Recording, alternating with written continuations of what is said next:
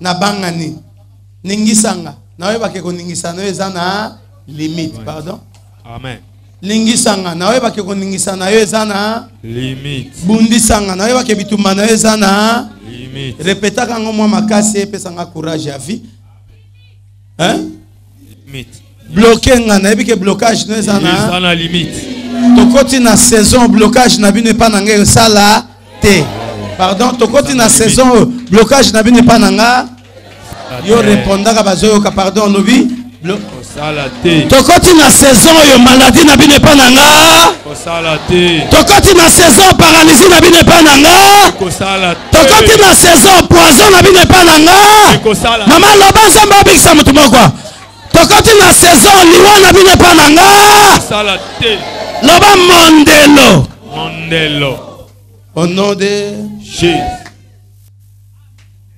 Que Dieu nous bénisse. Amen. Amen. C'est un grand jour. La semaine de la Pentecôte. Nous bénissons Dieu pour la présence de tout un chacun. Que la grâce et la puissance du Saint-Esprit te couvrent. Que la grâce et la puissance du Saint-Esprit te couvrent. Je rends multiple action de grâce à Dieu pour cette opportunité. Il nous paye quand nous travaillons pour lui. Mais pourvu qu'on puisse le faire sincèrement et de tout cœur. Ce matin, je m'estime heureux parce qu'il m'a choisi comme son instrument. Et la famille, ma famille rend grâce à Dieu pour une année de plus dans la vie de notre fille, Briama Chilumba. Elle a totalisé 3 ans. Amen. Nous bénissons Dieu pour cette opportunité de témoigner. Amen. Je bénis ta vie. Je bénis ton avenir. Je bénis ton avenir. Amen. Ton avenir. Lelo na yo na okipe angot. Lelo na yo mama na okipe angot. Mais lobi na yo. Amen. Yango echanga esem. Amen. Yango na oloba batutu ba otalo par rapport à lelo. Bo sali erreur grave. Amen. Muto bo otala lelo. Botala nde lobi na. Amen. Tala lobi na. Tala lobi na. Tala lobi na. Amen. Tala lobi na mokonzi munene. Tala lobi na. Amen. Muto amalonga tala lobi na. Atongi bandako azaka locataire te tala lobi na. Amen. Tala lobi na ye mwasi alibala tala lobi na. Amen. Tala bano kitoko yaye tala lobi na ye. Amen. Tala lobi na musali anzambe munene ya malonga. Tala lobi na ye tande nga so implanter ba église. Amen. Tande ba refidi me botama tala lobi na ye. Amen. Au nom de Jésus. On dit bien ça. Amen. La fête de la Pentecôte, c'est une grande fête. Acte chapitre 2. Acte chapitre 2. Vous y êtes? Acte 2. Du premier verset. Lecteur. 1 du premier au 7e verset.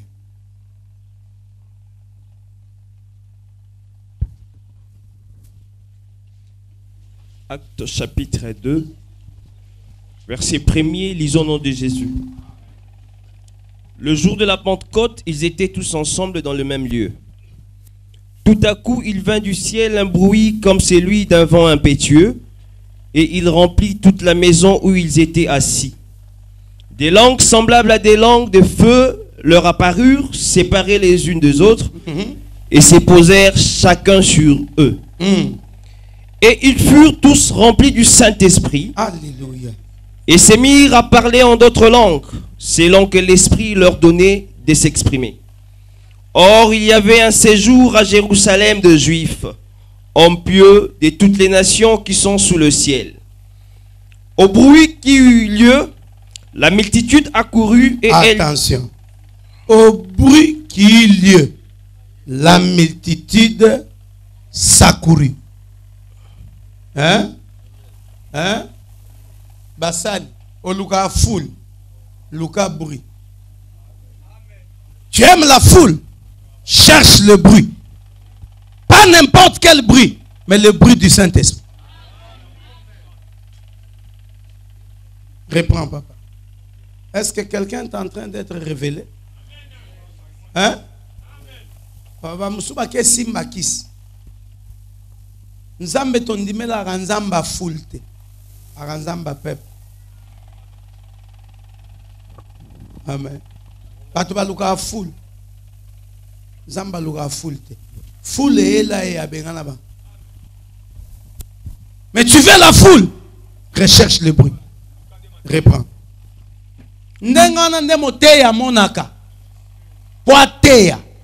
Toute personne qui a la grâce de prêcher, je prie que le ciel s'ouvre en ta faveur. Et que ton esprit soit connecté au nom de Jésus. Vois comme Dieu voit. Écoute comme Dieu écoute.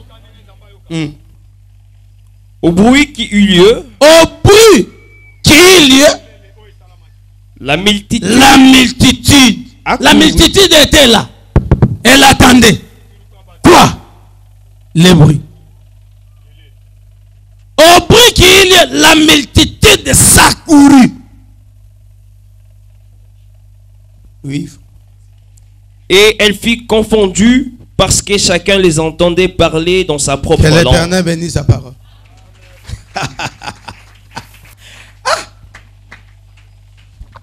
Est-ce que M. Fungwami? Amen. Papa c'est. Hein? Papa. Papa. On gagne na vie. Oh yeah, entraînera ba foula na kisi. Comment tu vas champion d'approprier des bonnes choses au diable au lieu de donner ça à Dieu? Comment partout nous pouvons voir le diable et non pas Dieu? N'avons-nous pas cru à un Dieu puissant et fort? N'avons-nous pas cru à un Dieu capable de changer la vie d'un homme? La Pâque a affaire avec Christ. La Pâque a affaire avec Christ. Mais la Pentecôte n'a pas affaire avec Christ. Mais la Pentecôte a affaire avec toi et moi. Pasika. Pasika et après ça la musala kat na Yesu. Mais Pentecôte et après ça la musala kat na ngana yo. Amen. Amen. La Pâque a affaire avec Jésus. Mais la Pentecôte a affaire avec toi et moi. Toi et moi, toi et moi. On parle de la Pentecôte. Quand nous commémorons la Pâque, c'est par rapport à la mort de quelqu'un. Mais quand nous commémorons la Pentecôte, c'est par rapport à l'équipement d'une personne qui était vase d'argile. Aujourd'hui, il devient un homme divin, une femme divine. Est-ce que Magambo n'a pas profondeur dans le monde? Tout le monde comprend. Amen. On comprend pour se la macasse qu'on le mette vie dans l'échange. Amen. Plusieurs fêtes commémorent cette fête. Parce sans comprendre la véracité, la puissance, la profondeur de la Pentecôte. La Pentecôte a résolu tout. La Pentecôte t'a amené les dons. La Pentecôte t'a amené les charismes. La Pentecôte t'a amené même la foule. La Pentecôte t'a amené la conviction. La Pentecôte t'a... Papa, Pentecôte est même là au voyage. Amen. Pentecôte est tchela pe bangona na mondelo. Amen. Pentecôte ya po bandoki ya mike baka pembe na yo gogo la bango. Ba sentir que yo saka na nzambe. Est-ce que tu vas ba mena continuer? Pentecôte ya po révolutionner yo. Pentecôte ya po équiper yo. Amen. Amen. Amen. Est-ce que tu vas comme? Amen. Papa, la Pentecôte est un signe. Un saut. La Pentecôte est un signe. Un saut. C'est un signe. Pour dire aux gens du monde des ténèbres, celui-ci n'est plus la personne que vous vendez au monde. Moto bon monde letende bo bando monde la ye bon monde letende bo bando monde ye bo banda bo beta etende bo bando beta monde ye identité changée. Amen. Nazo kombala. Amen. Amen. Amen. C'est un signe. Et pour toi aussi. On comprendre que ngane na bo na Tala nzamba sa achaka elembo likolo note. Mais quand la Pentecôte a commis sope elembo. Amen. Amen. Amen. Zamba a commis ça yo elembo. Achaka ka elembo te, mais a commis sope elembo. Amen. Bible baka nous sommes des signes de présence. Nous sommes des signes. N'a plus un verset. Merci. 1 Corinthiens chapitre 1 verset 21-22.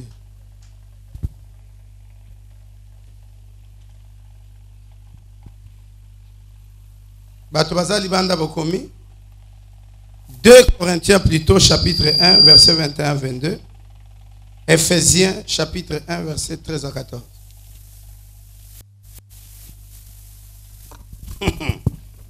Nalingi malobo e révolutionner mutumoko.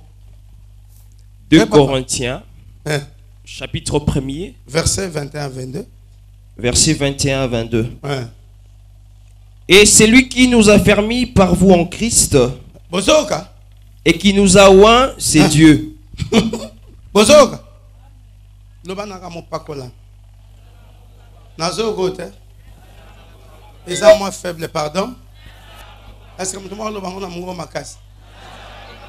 Makambano ndi mango. Tala tolongwa mulongo abamate alukute bima musibasale ao bate arande bangonde ba ouin te. Ka bangote mama. Tout celui qui a reçu le Saint-Esprit, il est loin de Dieu.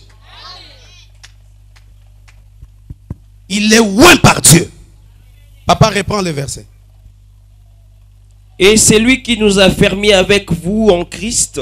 Celui qui nous a fermis en Christ et qui nous a oint, c'est Dieu. Qui nous a oint. Oint qui veut dire mis à part. Dieu t'a mis à part. Tu es mis à part. Est-ce que tu le crois? Tu es mis. Il y a des choses qui ne se feront que par toi, pas par une autre personne. Parce que Dieu t'a choisi et il t'a mis à part. Une personne mise à part a la grâce d'expérimenter ce que les autres n'ont pas expérimenté. Pourquoi tu aimes comparer ta vie aux autres? Toi tu n'es pas comme eux. Tu n'es pas eux. Toi tu es toi. Il y a des choses qui se feront par toi. Nane salamate. Amen. Lecteur, ok. Lequel nous a aussi marqué d'un sceau. Ah, lequel nous a aussi marqué d'un sceau. Yokanga malamu makasi. La délivrance vient quand la vérité vient. La Bible dit vous connaîtrez la vérité et cette vérité vous affranchira.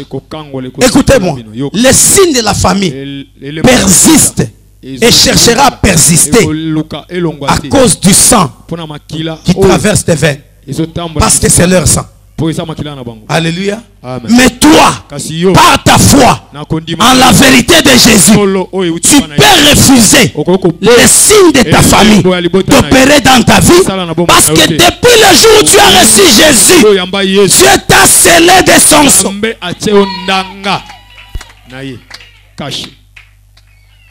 Et dépend de ndenge yo linga oboyela ngo papa. Caché à famille, elembo famille, elanda yote soki oboyango. Amen. Muto ya mitiki donda sirie egodonda. Mais muto ko rappeler elembo famille ke uta na ndimela elembo molimo mo centre ba beta likolo nanga yo elembo famille ana droite misala elembo famille egokende. Amen. Amen. Amen. Mutokezwa visa na ambassade. Papa akotisaka bato akotisi bato nyonso abi yote. Ah, abi bato ozwaka 20 personnes. Ngakutu naza 9e. Bo mona kindengene komo boy. Abi omoni yo. Yo ato sali nyonso. Ozwa no visa te. Ah. Et bendi curiosité a muto ayeko luka visa papa. Nanu kutu na kotisi to komi prophète. Habite elembo amona likolono ezelembo mabe. Ezelembo ato bundi ozwa note. Amen. Azwa malobana négligent. Zokande papa na aki muto asambela. C'était poussé par l'esprit d'alobelae. Frère wana luka visa et simbate. A changé ba ambassade et simbate. jour mususu azaki en prière a olela ayoki liloba ya papa wane se répéter yo ato salignon so kozwate pona moni le moment likolo na. Il a changé sa façon de prier. Alléluia. Il a commencé à détruire les signes de la famille qui était sur lui. Alléluia. Alléluia. Et comme par hasard, il s'est retrouvé dans le quartier babengisi mutei moko aote mutei wana bando beta sete likolo ya makambo. Alors basoko ozana elembo famille, esprit ya famille ko détecter yo. Et ko landa yo pe misala famille elanda yo. Yoka bando ki basala nini na vie ya bato bachaka bilembo. Ce bamoni ke moto ba oboma e ba ko chelembo aliwa. Ce bamoni ke moto ba bloquer ba ko chelembo a blocage. Ba oyeba ke bipai nyonso ko kende. Bando ki oyo ba ko okuta na bango ata oke ona ke kambovu. Bando ki na kambovu baza. Bando ki ba ko tanga sinyo eza likolo na yo. Pe ba ko bundisa yo en rapport na signe ya likolo na yo. Est-ce que moto mo azo yoka? Pardon? Yango Nzamba azobate. Nzamba za très sage. Ayebaka un jour bilembo famille rotambola na biso. Il a préparé aussi une action pour te mutu azwandanga na ye. Papa a préparé mutu pe azwandanga ya molimo mosano. Enfin que mutu nyonso akolinga ko simba ye. Lokola an elembo. Mukolo elembo akotelem. Amen. Est-ce que mutu mozo koma na ba dimension mama? Amen. Est-ce que vous comment? Hein? Quand on met sur toi le sceau du Saint-Esprit, tu deviens mis à part. Le signe de la famille te réclamera parce que tu as leur sang dans tes veines. Alléluia. Amen. Mais tu as la possibilité de faire échec à l'esprit de la famille en rapport avec la vérité de Jésus. C'est pourquoi il pouvait dire, vous connaîtrez la vérité et cette vérité vous affranchira. Ça veut dire quelque part, si la personne n'a pas encore connu la vérité, elle se retrouve esclave de l'esprit de la famille par rapport au site de la famille. Mais quand quelqu'un reçoit la vérité telle que je suis en train de prêcher, que toi tu as été loin, mis à part, non seulement loin, mais tu as été scellé. Papa, tu suis la Bible na biso nyonso. Notre bon bisango quelque part, mais mutuna muto ache le mona Bible na papa.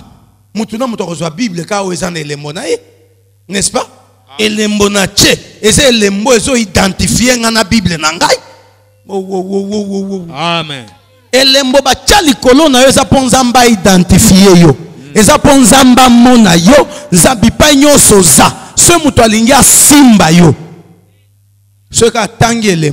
Akoba ba simba te. Amen. Eza bato bakende panganga nganga lobi no yo obonga na kisite. Ponani.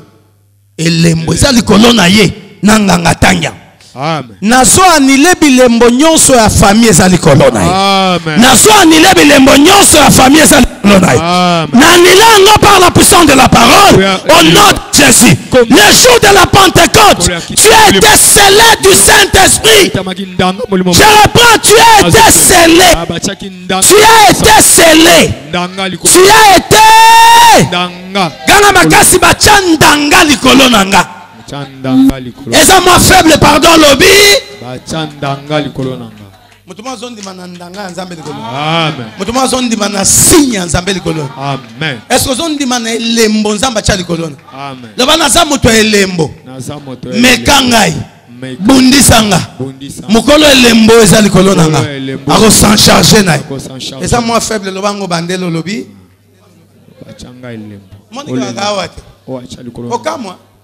Na devisa ki maloba loba. Ako s'en charger na yo. Bandela lobi frère Tito loba makasi na yo kai bachanga elembo yo meka ko bundisa ngai okolo elembo achakati nanga ako s'en charger na. Le monde spirituel travaille avec les signes. Ah basala musala na elembo quand il y a un péché Il a tué son frère. On a mis un signe sur lui. Par les signes, tout celui qui les rencontre, il lira le message. Toi, tu as un message sur toi. Tu as un message sur toi. Tu as un message sur toi, frère. La Pentecôte est venue inaugurer le signe de Dieu sur toi. Tu as un message sur toi. Quiconque te touchera, il aura affaire à celui qui t'a scellé. Nasoloba mutu boza, mutu nyonso olinga komeka yo. Akutana mutu achabilembo likolo na. Amen. Ganga makasi vina nge changer lelo. Na mutu pamba pamba te. Come on encore. Vina nge changer. Naza mutu pamba pamba te. Na mutu abilembo. Elembo ya bonzambe eza likolo nanga. Ndimango tatolango. Elembo ya bonzambe eza likolo nanga. Elembo ya famille kodonda te. Elembo ya famille kodonda te. Elembo ya famille kodonda te. Ondode. Jesus. Yoka. Nazolo bana mutu moko asambela makasia. Place au intention de prière et vanda. Nazolo kota. Amen. Neti yoko sambelande. Hein? Elembo famille osala te. Pardon? Elembo famille osala te. Oko sambelande ni na likambo. Natuni. Meka. Alléluia. Alléluia. Amen. Alléluia. J'ai été scellé du Saint-Esprit. Je sais que les sauts du Saint-Esprit occasionnent misala ya nzambe na vinanga. Ba guérison, kofungwama, kobonga, kolala na kimia, pongia malonga, makambwane za makambo elembo zanango emebela kayo. Amen. Eza bilembo ememela na victoire. Amen. Ata babundisi olokola mwana ozwa elembo victoire. Moyeba kwesa yo ezate. Il faut croire que elembo famille ezaka na makambo nango o ememela kanga pe na vie. Siko lokola na ondi makelembo nzambe leki elembo famille. Na prière nanga, je n'ai qu'à prier pour dire à Dieu lelo. Lokola na ondi makelembo na yo eza likolo nanga. Misala na ba esprit ya famille. Ekoki ko sala musala na kati nanga te. Lobe elembo na bango eleka elembo na yo. Oh, na osu. Amen. Na osu nga mutu moko na losambo na ba no sambela bien. Yoka ezana batu musu bazao. Balota kayo lokola ntoki. A cause ya bilembo abondoki ba chali kolona. Eza mutu musu ba cho elembo atoke ili balo ko bima. Elembo ana ngwe ko fandi so na libala te. Ezana ba to ata bundi ndenge nini. Na musala na ba ko engager yete. Parce que lembo ezo tambola na ye, eze lembo ezo loba pas du travail pour lui. Sala ya ko sala te. Si tu veux vivre la gloire de Dieu, entre dans la pensée de Dieu. Réclame ce qui est tes droits en rapport avec les signes que Dieu a mis sur toi.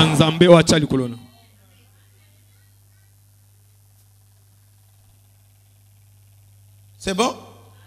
Aussi ça qui lecture. Continue, papa. Et c'est lui qui nous a affermis avec vous en Christ et qui nous a oint, c'est Dieu, lesquels nous a aussi marqués d'un sceau et a mis dans nos cœurs les arts de l'esprit. Amen. Ephésiens chapitre 1er, 13 à 14.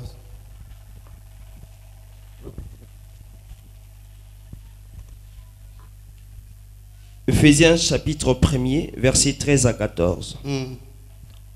En lui, vous aussi, après avoir entendu la parole de la vérité, l'évangile de votre salut, en lui vous avez cru et vous avez été scellés du Saint-Esprit. Vous avez été. Vous avez été. Ephésiens chapitre 4, verset 30. N'attristez pas le Saint-Esprit de Dieu. Balobini. Toute l'église, ok? N'attristez pas le Saint-Esprit. N'attristez pas le Saint-Esprit de Dieu par lesquels vous avez été scellés pour le jour de rédemption. Bandela. N'attristez pas le Saint-Esprit de Dieu par lesquels vous avez été scellés pour le jour de la rédemption. Amen. Amen. On acclame Le Seigneur. La Pentecôte est une fête passionnante, une fête qui vient révéler l'identité d'un chrétien. Nous avions dit que la Pâque a affaire avec Christ par rapport à sa mort, mais la Pentecôte a affaire avec l'Église. Donc la Pentecôte, c'est une fête où le Seigneur est en train de t'équiper. Le Seigneur est en train de t'armer. Le Seigneur est en train de restaurer la puissance et le charisme qu'il a mis en toi. Alléluia. Amen. Est-ce que nous sommes là? C'est une fête qui nous amène dans le repos. Une fête qui amène le repos partout il y avait trouble. C'est une fête qui amène les dimensions et à succès. Alléluia. Ndengo zaboza condamné à sala succès na mokili oyo. Amen. Ndengo zaboza condamné à sala succès na mokili oyo.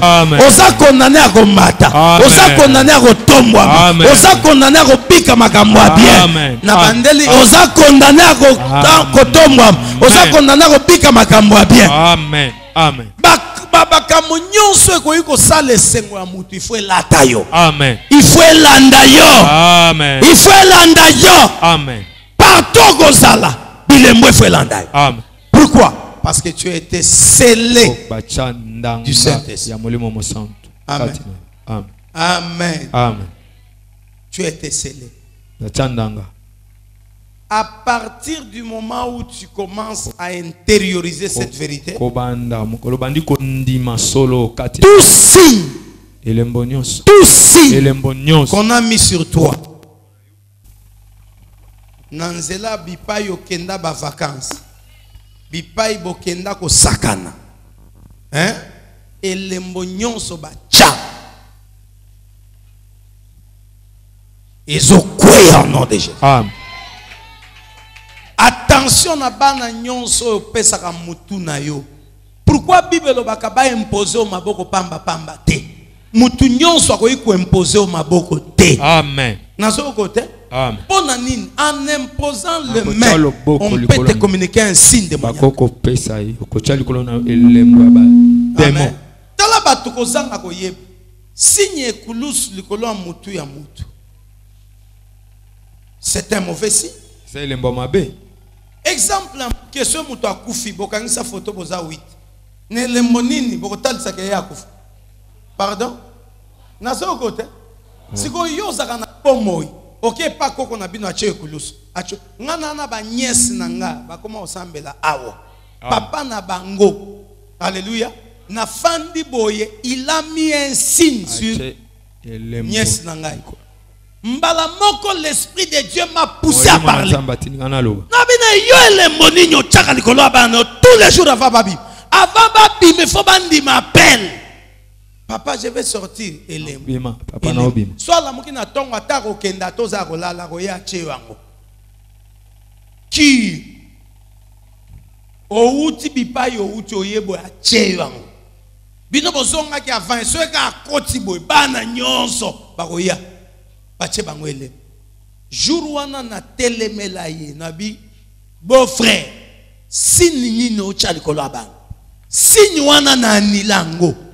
Misala no likolo abana eko sala te. Oyeba kake boaka bino moko te biso banoko toza. Mais na ngambo biso banoko nga pasteur nazali. Na nile biloko wana. C'était le jour où j'avais déclaré que ma guerre banda déjà na ndako na bango. Banga balia mwana na emoko bayane awa le cas de délivrance. Alléluia. Makambo nyonso zaki bloqué. Neve wana ya participer à 3 jours à prière. Il est parti aux États-Unis. Alléluia. Amen. Alléluia. Amen. Sangwe bandio tambola be ba bandio boya bilembo. Ba bandio vivre pe bilembo azam. Nazo côté. Amen. Alléluia. Alléluia. Alléluia. Amen. Moko otozo musala. Moko mobile na azui musala na matadi. Abando yao na mobile na ena mwana ba mamite ba ke na matadi musala bien ndako ba ke do ba ke makabo efungwa abidadi soki na yeba kabandakala. So na papa kolobangoka je te donne le témoignage ya famille nanga. Bijou ake poto mobile aya balié fête salami na minute muke. Si mami ko la voyager la ni mobile na. Et mani ake États-Unis. Alléluia. C'est dina mobile na musale fungami na matadi bangwana bake. Vanessa zui musala wa yaka so uti musala yi. Alléluia. Bala moko ba no ba yawa, bala moko fina bangwe fungwa. Pona ni baboyi bilembo. Et comme na tongo cha Vanessa bi dadi a refusé. O dadi c'est qui a c'est mon oncle et c'est aussi mon pasteur. Telemelanga nandima. Na koti makambo famille na bino nanko. Na lobi elembo nyoso batayo. Na nilango au nom de Jésus. Nanguya molimo mo santo ekota fai. Misala bangwe kufa. Et pas na yo ekosala te. Au nom de Yokanga. Je t'annonce une bonne nouvelle. Batu nyonso bana habitude a kolata na bilamba. Ata bobota mama moko. Me boyeba ni état d'âme te. Tomona na bilongi me mitema te. Amen.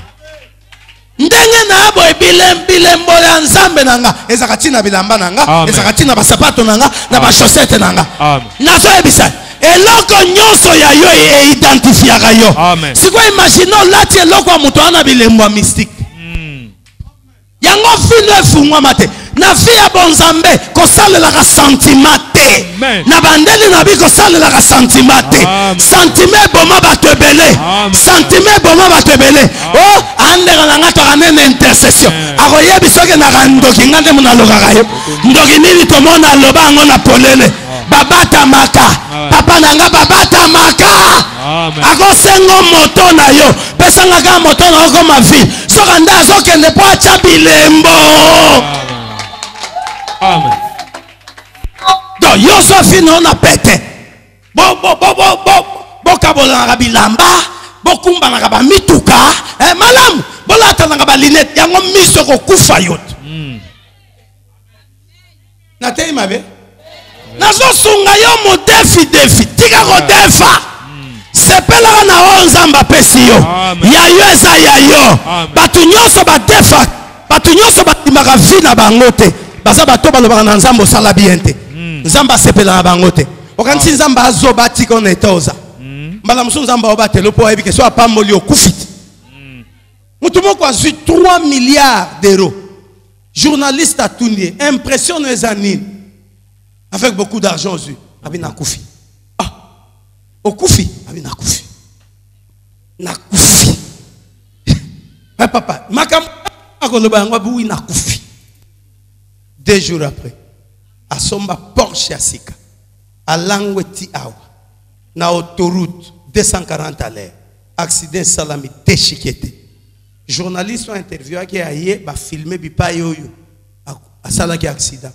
a mixer en sikoyo na image ya kala o batu na mbongo ozui impression les années na kufi après bala ki accident na kufi nzamba batelaka yo dozabo papa dozabo $10,000 na poche ya rodefat ekufiti mboke kufi nzamba très jaloux papa à cause ya âme na yo eza biloko muso ba question na pesi moto esili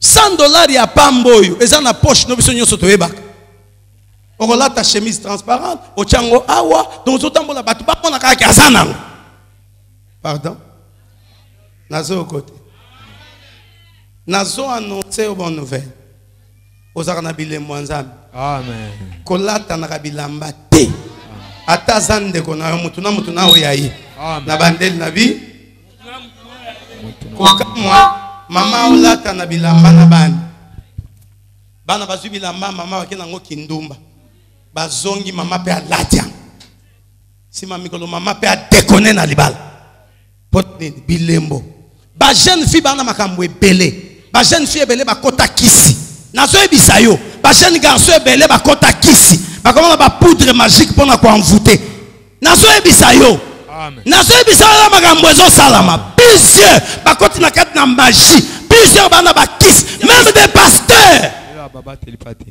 atia loboko envoûter yo pour que que nyoso koloba na yo kosala to boyo kosala. Alléluia. Alléluia. Parce que si on a lobby à un niveau en cérémonie spirituelle, pasteur a sombi cercueil. N'a pas funèbre. Ba loué pena mutuka. Quoi ba ena ngwe bembe ye. Ba ko tsengo na kati église ba kitis. Tia offrande na kati. Ba tu papa. Et bolinga bino kwa bongo. Au nom de Jésus. 3 fois 4 fois. Na mama na bino. Ye wana. Après bakangi cercueil.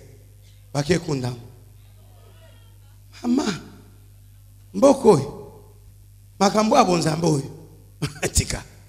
Yango so sa bisika malam kumisa nzambe pesambela kapona pasteur. Amen. Aoumela na voix ya nzambe. C'est une bénédiction pour toi. Je te dis frère, il y a des bêtises qui se font dans les choses de Dieu. Il y a des pasteurs bana babilemwa magie. Ce qui a tué les moita baby selio bana rolobate. Et ça va église on s'en fout du témoignage. Ouais, roya. Nazo kote. Amen. Nazo kayote. Amen. Batela elembo nzambe za likolo na. Ko bebi sangote na ba fia mabe. Ko bebi sangote na ba biba. Ko bisambela sambela. Ah ko kakate. Nakamwaka. Mutu moko 88 prophètes. Alléluia. To sangani boy to kutani tala ebele. Oaye. Alléluia. Oh nan, babandisi koko présenter. Amen. Oh on de penda. Net de base nanga mulim.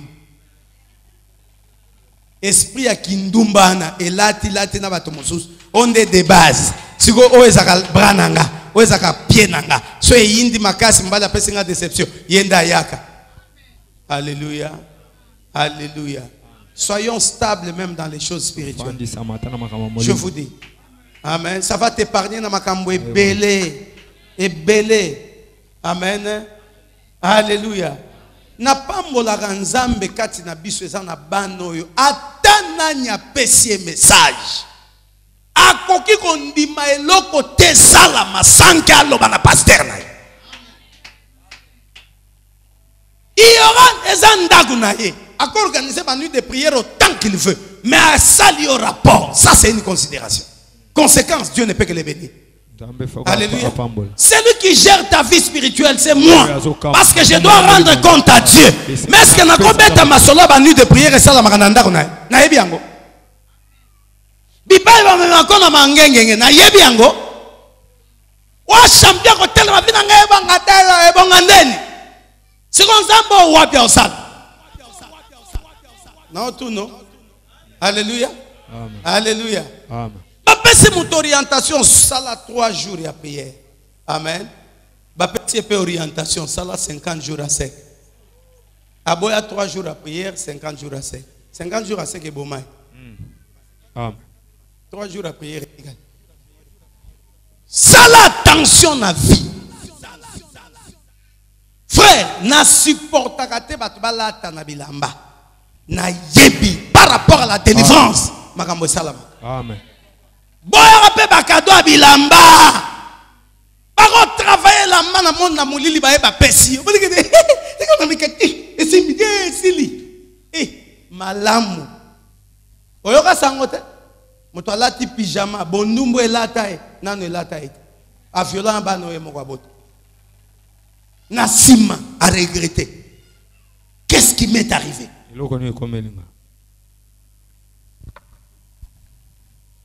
Na bandeli ko yebisa yo camarade no botambola na est-ce que cause wa courage ko yebisa ndenge na bwe na ndoki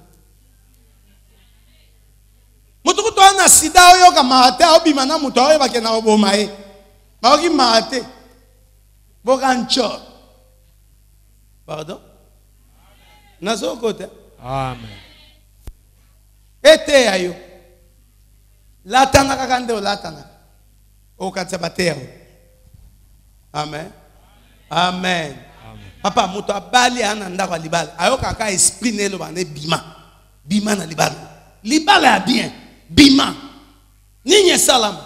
jour na ye ya dot camarade na ye ele pasi batongisi bilamba na mobali o bakolata ekoka camarade na ye bisabi so lati yango to décevoir ngai il faut lata ngona bongisa ka pona yo zokande motema pasi yake moninga bali ayebisi mobali ndeko sani na moni ko lesane te kokana ba rouge c'est pas no sape na elamba ngona lata kaka alati elambo ba yokana na mobali amuteme bongite camarade na la kisika bilongi ya mawa Pama muswaza mawego bomayo. Amen. Nazo ebisa na viba tu mususu ba mawa o elata bango. Ebu na ba bolingo exagéré. Yo linga ba to ko nzambe. Yo. Cha. Tika mokili nzambe tamona ndenge etama. Mawa ya batu yondo lata ko kufa na mawa wana. Ozono ba leçon na vite. Tona biso. Amen. Alléluia. Amen. Camarade asale longia mawa bamona baliki abaluki akeya lati elamba camarade na sepeli ayebisi mobali na ye en tout cas bo marquer ngai tala ba compliment ya lukuta. Les hommes ce sont des hypocrites. Il peut kokumisa yo boye zokande ye wana bukaka yo kozaka na confiance ba tout ezala en confiance en Nzambe papa mutuka asungaka yo akopiololango na quartier mobimba ba yebi ke yondo zabongo mobimba na yo ye muto asaka bolamu selon Nzamba tutaka tolote alingande bolamu wana yango eganga po ya pambwa amen Bible biso pesi muto eloko komo piololango si ozui déjà le futina amen mais muto apesa loboko a gauche yebite asa muto a perdre la récompense amen esunga alléluia bakota kana libala ayoka ka bim elamba na bombango camarade na senga kaya lata ngo sur commande o tutuki nini lata elokwan tukuni lata elokwan ayoka ke spie zo bimisai e bimisai alléluia avant die moko a réfléchir abi po mobali wa boya ngai loko ni nakosala imagine mutu babali peli bala bien mama zo mituna po mobali wa boya ngai loko ni nakosala Kuya 00 na kosaka mbali na ndako. Bozoka. Alléluia. Ba makangu kishasa muimba. Ba déranger babanga alliance te. Ba déranger andimana. Rendez-vous ka 16h. Avec mbali ne 17h awe. Yena mobali na chambre. Mobali na ye. Mobali akangi raison aboy. Abengani. Alléluia. Fi azonge pa na bango ndesi koyo. Conscience zongi. Yakoloba ngai kaka ndena sali kambwabo. Alléluia. Alléluia. Baluki ba négocier mobali obi niet eloko te. Eloko e sauver seroyo. Eza koyaka ka balosambo ata mikotisaka te. Mais abandaka quand même koya. Nzamba ke lobela mobali côté mosusu. Bozoka. Mobali ba inviter quelque part ba prophète wana ote atali alobi frère. On a détruit ton mariage. Pourquoi l'ingue kufa kaka? C'est possible de récupérer un objet. Muto yebinga. Na lobaka wa tala kosako lela kabisote. Nzamba lobelanga asomela makabu lobi to yebi. To yebi. Oh nazalia wa bongo komo nena Emmanuel te. Emmanuel elinge loba Nzambe katikati na biso. Yebi sanga makambo elekaka na vie na nga na neva. Yebi sanga makambo na okanisa na mutema siko. Na ondimaka wa prophète Nzambe. Ingrita nazalia wa toyeba ka kebipai bisatu tomi mine basangana komo na ye azelongo koko misango prophétie nakosalela yo alobaka je connais le projet que j'ai formé sur vous, un projet de bonheur et non de malheur, afin de te donner un avenir et de l'espérance. On a mon lobby nous est bien. Bon on va ebisa lobby nangero salamabe, lobby nangeza kaka bien. Fungwama nazo ebisa papa eloni ni nganzambe nazo kabino papa ye muto alobaki invoque moi je te répondrai nana osambe la ote nganzambe nasawa nazo kabino olyoka ayokaka répétez-le bango ayokaka yebisanga na 8 ans osala accident na vélo ozokaka na lokolo à gauche etika cicatrice wana na koyeba ke te na balikasi ta na kwaya ya zarate pas le belinga makambo c'est que ça. Bitakolia keke comment limiter. Osa nazemi loba amen. Mais asa nazemi. Ata lobi amen ça nango kabo. Osobo ti mona master obota mona mobile. Troisième sexe c'est comme. Nazoko. Babeta ye lisakoli papa. Muto yeba ke magambo côté na yeba yebi yangoto. Alléluia. Babine tala mwasi na yo, camarade na ye. Nzamba pe sa précision. Jour ya dot na bino, jour ya religieux te, jour ya dot. Ba pesa elamba travail. Elamba na ne muto memie na bondum. Mwasi no azaka victime, mais il y a un esprit. Mobali ana kotsa na ndako za yete, mais c'est esprit ana muto kotsele mobali. So détruit mariage ne yo kaka. Mais yeba ka mwasi a vitale lembo. Et là ça ka mwasi a vie. Ozaka boye, tant beaucoup ta na etala vino ndenge fungwa. Mobali am comme juste. Mwasi na ba ekobo na alela mawana yo Yahweh mawana yo.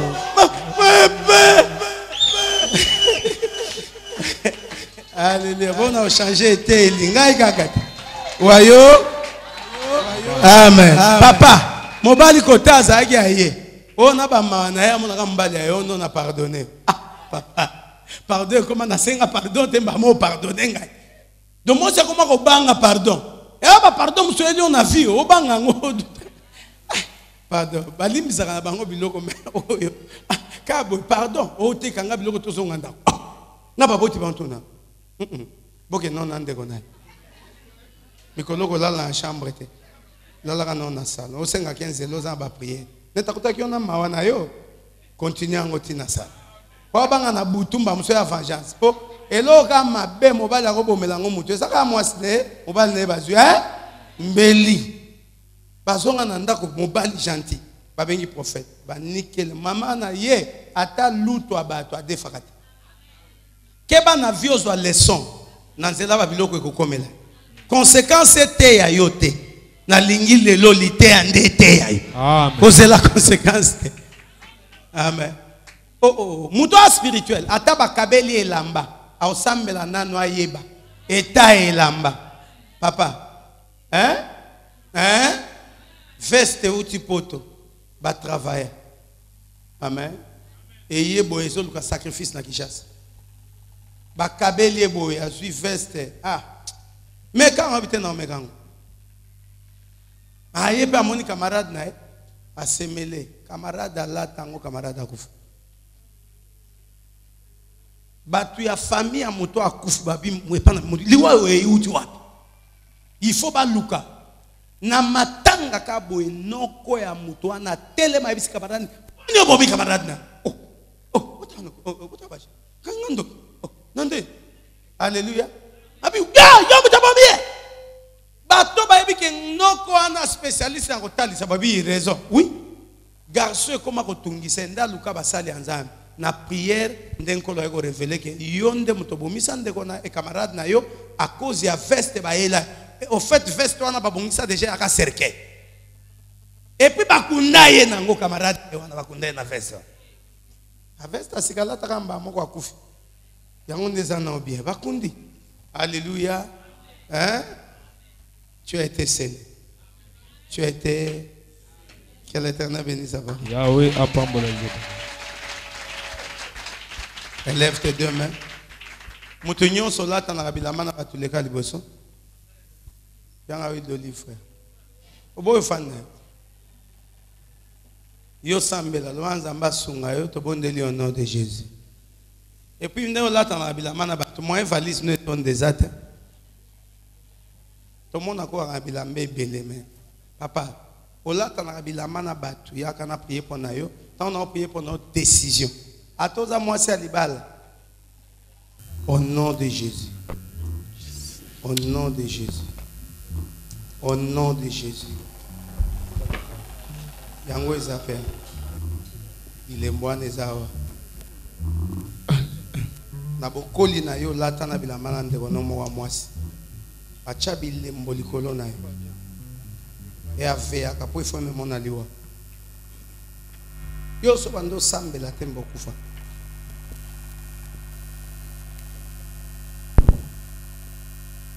J'ordonne à cet esprit, libère sa vie. Parce que tu es déchiffré. Libère sa vie. Tu ne sauras pas résister. L'esprit qui parle par moi est l'esprit 10 fois supérieur. Aucun esprit ne peut résister à sa puissance. Ni moi à son appel. Libère sa vie. Je t'ordonne. Par la puissance du Saint-Esprit. Libère. A se manifester ma casse. Voilà. Libère. Libère. Esprit andeke bachai. Instabilité à ma casse. Libère. Libère. Pour libérer fina. Nanile bilembo bochali kolone. Nanilango. Nanilango. Nanilango. Nanilango. Tout signe de la sorcellerie, je les brise. Je les brise. Je les brise. Nazo longole sapato nyonso abondo ki bolatsa. Yes. Ndabo shamanaba. Elle ne vit pas sa vie. Papa pose un service wana. Au défi, nous avons l'esprit supérieur, voilà. Yopé. Libère. Chanda banababosh. Libère. J'annule les signes par la puissance du Saint-Esprit. J'annule les signes par la puissance du Saint-Esprit. J'annule les signes par la puissance du Saint-Esprit. Libère. Libère. J'annule les signes. J'annule les signes. Yo ba pekisi. Yo eza loi. Zamba cheli yo mbeko ana. Yo kolata na mutu te loko. Te ya te. Frère, kanga makamna zo ebisa. Eza nzela nde bazwaka yo.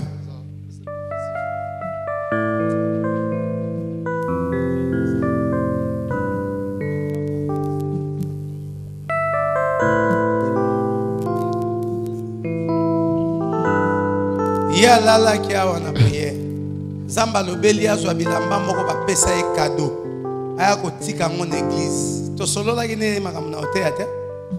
Bokombane molimo nzambe yaka nango. Dans le beli ezwa bilamba oyo ba pesa o cadeau. Ya bilamba ya mabe. Kene nango na église o pesa. Yo sakana ka vanda ka nde uvanda. To pesa nzela batu batato lawa. Tokola lawa.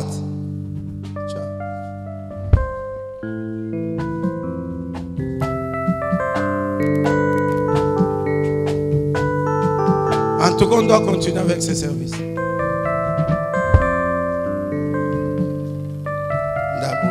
Puissance et ensemble.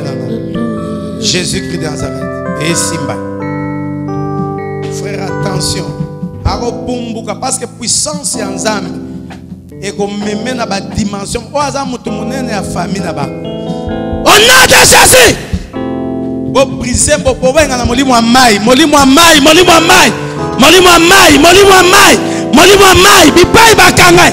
Na monye na sa ebale. Bobi bisae. Au nom de Jésus. Au nom de Jésus. Vous réclamez intercesseur bazar. Mugambi. Service yangot. Fils des prophètes. Yes. Il y a une femme. Moi si moi tellement na fina. Abando landele de pas mon amoké. A comme c'est mobile naï. Vous chassez femme de nuit. Vous chassez. Voilà. Ah coco coco. Yes, coco coco. Kotabo maman naï.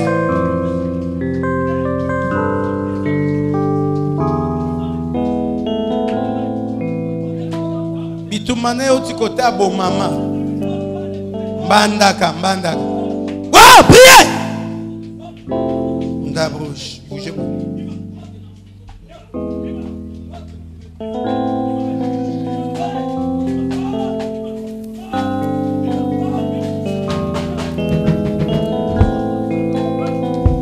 Yango ataba sambeli. Ozonga kasi. Yes. J'annule le signe. En tant que mandataire de Jésus-Christ. J'annule le signe. Au nom de Jésus, libère. Yes, quand on a détruit si ndengo koyoka. Moto sikoya nzambe ko sa. Na katna. Papi, au nom de Jésus. Yes, nanila.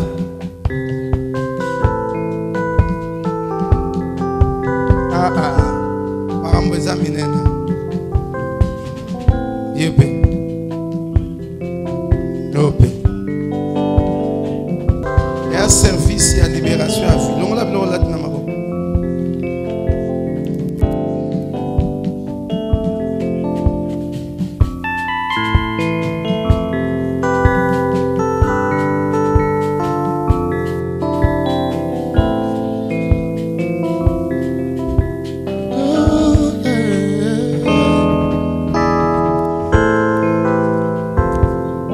Na bolingo na yo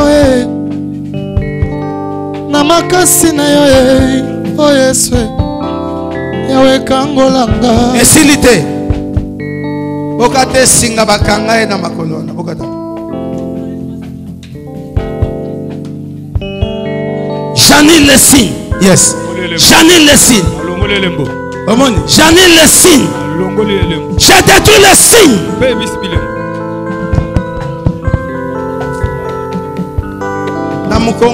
Na maman moko mukolo mobange mais longi double face. Yes, la puissance du Saint-Esprit. Le banzambe na on dimela akosa. Je t'ordonne, libère sa vie. Yes, que le feu du Saint-Esprit epela na bi epela na mukongo na ye. Yes, masko ya mama mukolo ebanda ko limwa siko e libéré. Yes, akokate akotika et puis follow ba yoza nani oyana fio po sala nini yo na ordonné yo par la puissance du Saint-Esprit que le feu de la parole te consume. Yes, libère sa vie. ayana katine kulusu na yo lipai oyo okoma mpona ngai mabomba miyamba moi na ngai yawe longisa ngai ayana katine kulusu na yo lipai oyo okoma mpona ngai mabomba miyamba moi na ngai. Zambe fait l'acception dimensionnelle. Pourquoi voir une maman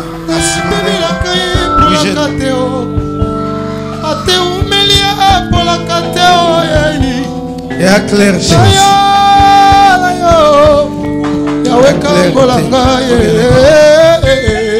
au nom de Jésus.